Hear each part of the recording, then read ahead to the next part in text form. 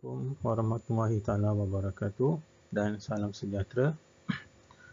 Okey, jadi anak-anak semua, hari ini kita akan teruskan 7.2b iaitu membina dan mentafsir plot kotak bagi suatu set data terkumpul. Jadi standard pembelajaran hari ini iaitu membina dan mentafsir plot kotak bagi suatu set data terkumpul. Okey, so hari ini kamu akan belajar bagaimana nak melukis plot kotak berdasarkan data terkumpul daripada suatu graf OGIF. Okey, yang mana kamu perlu mengetahui cara-cara tentang bagaimana nak mendapatkan kuartil pertama, kuartil kedua dan juga kuartil ketiga. Okey, so kita pergi kepada slide yang seterusnya. Okey, so yang pertama, anda telah mempelajari bahawa plot kotak ialah suatu kaedah untuk memaparkan kumpulan data berangka secara grafik melalui kuartil berdasarkan 5 nilai iaitu nilai minimum, kuartil pertama, median, kuartil ketiga dan nilai maksimum. Seperti histogram dan poligon kekerapan, bentuk taburan data juga dapat dikenal pasti melalui plot kotak. Jadi sebelum kamu mengenal pasti apakah bentuk plot kotak berdasarkan data terkumpul itu, kita tengok bentuk-bentuk plot kotak. Okey. So plot kotak yang pertama yang memberi nama kepada taburan simetri. Okey, garis median berada di tengah-tengah kotak dan sungut adalah sama panjang. Sungut ni bezalah antara nilai-nilai sebelum dan selepas antara median. Okey, so median ni berada di tengah-tengah. Kuartil kedua ataupun Q2 ini mewakili kepada median.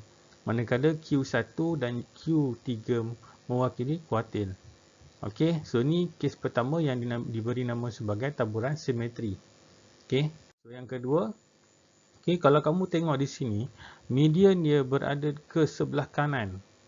Okey, jadi taburan ini lebih kepada pencong ke kiri, maksudnya dia berat lebih kepada sebelah kiri ini. Okey, kita melihat maksud dia. Garis median memotong kotak menjadi tidak sama saiz. Okey, jadi jika bahagian kiri kotak lebih besar, maka taburan data ialah pencong ke kiri. So kita lihat senanglah, kalau secara kesimpulannya kita melihat kawasan ini lebih besar, maka data kita itu ialah dalam keadaan pencong ke sebelah kiri. Okey. Baik, situasi yang seterusnya. So yang ni pencong ke sebelah kanan, iaitu membawa maksud garis median memotong kotak menjadi tidak sama saiz. Okey. Jadi jika bahagian kanan kotak lebih besar, maka taburan data ialah pencong ke kanan. So kalau kamu tengok di bahagian kanan, ruang yang paling besar ini, maka kita panggil dia pencong ke sebelah kanan. Okey, so kita lihat contoh yang pertama, iaitu muka surat 214, contoh 11. Okey, baik. OGIF di sebelah menunjukkan jisim dalam gram bagi 90 biji belimbing. Okey, 90 biji belimbing.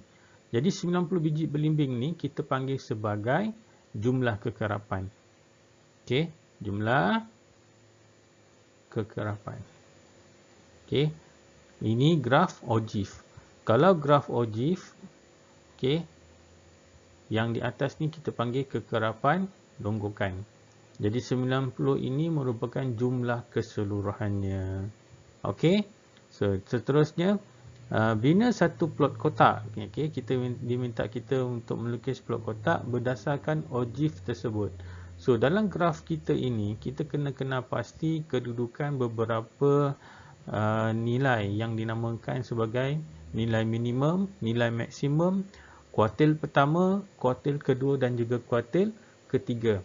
Jadi yang pertama daripada OGIF kita ini di sebelah kanan ini, okey, di sebelah kanan kita ini, yang pertama nilai yang paling minimum. Okey, nilai yang paling minimum adalah nilai yang paling rendah di sini.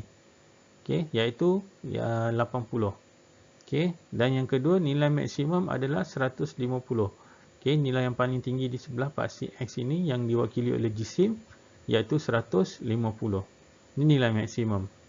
Okey, kemudian cikgu dapatkan nilai kuartil pertama iaitu 1/4. Kuartil pertama ni adalah 1/4 didarabkan 90. Kenapa? Jumlah kekerapan kita tadi adalah 90. Jadi saya dapat 22.5.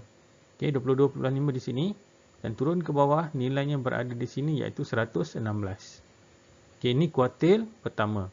Okey, saya nak dapatkan kuartil kedua yang diwakili oleh median, iaitu 1/2 darab 90 sama dengan 45. So 45 berada dalam kawasan ini. Gerakkan garis ini dan turun ke bawah, nilainya adalah 123. Okey, dan yang terakhir kuartil yang ketiga, iaitu 3/4 daripada 90 adalah 67.5. So kedudukan dia berada di sinilah. Awak gerak ke kanan, sentuh pada satu titik di lengkung ini, turun ke bawah dan nilainya adalah 128. Okey, so bila kamu dah dapat maklumat nilai minimum, nilai maksimum, kuartil pertama, kuartil kedua dan juga kuartil ketiga, maka bolehlah kamu melukis sebuah plot kotak. Okey, berdasarkan maklumat minimum dan maksimum ni. So ini kedudukan ataupun plot kotak yang saya dapat lukislah. Okey, so kalau kamu tengok ini, okey, saya ambil antara titik ni sampai titik ni iaitu dengan 10 kotak. Senang nak kira. Boleh ambil 5 kotak kecil ni. Okey, tapi dia akan berganda sebanyak 2.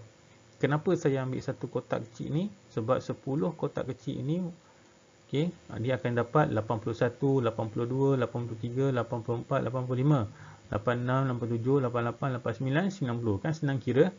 Okey, so ambil 2 kotak besar ni yang mewakili kepada 10. Okey, so kamu plotkan yang pertama, yang nilai pertama yang di sini adalah nilai yang paling minimum dan nilai yang paling maksimum. Kamu buat ni dulu.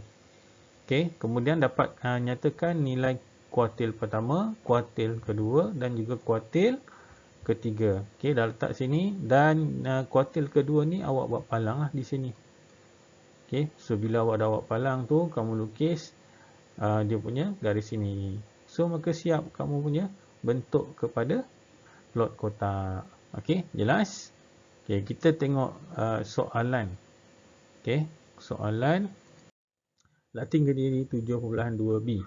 Okey, saya solve sekejap Okey, saya solve dulu soalan nombor 1.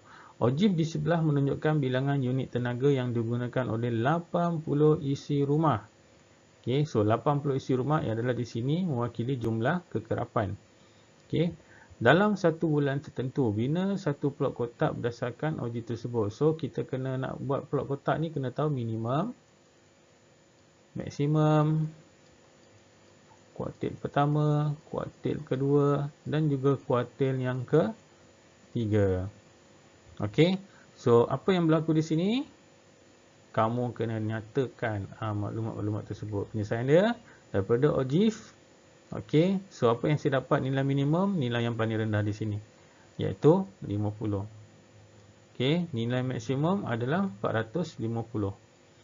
Dan dapatkan kuartil pertama. Kuartil pertama adalah 1/4 darab 80, iaitu 20. Dan saya rujuk graf. Okey, duduknya di sini. Saya gerakkan garis dan dapat nilai di sini iaitu 170. Okey, kuartil yang kedua iaitu 1/2 darab 80, 40 dan saya dah gerakkan dan saya dapat nilai di sini 225. Terakhir, kuartil ketiga 3/4 darab 80 iaitu 60. Maka saya gerakkan garis dan nilainya di sini adalah 275. Okey, semua kita dapat. Nilai minimum dapat, maksimum dah dapat, kuartil pertama, kuartil kedua dan juga kuartil ketiga. Maka bolehlah kita lukis kita punya plot kotak tersebut. Okey, so kita mula daripada 50, okey, dan sampai 450. So bentuknya macam ni. Saya selang sebanyak 10 kotak kecil. Senang nak kira nanti. Okey, sebab apa? Nilainya kalau kamu ni kamu tolak dan bahagi dengan contohnya 100 tolak dengan 50 kan.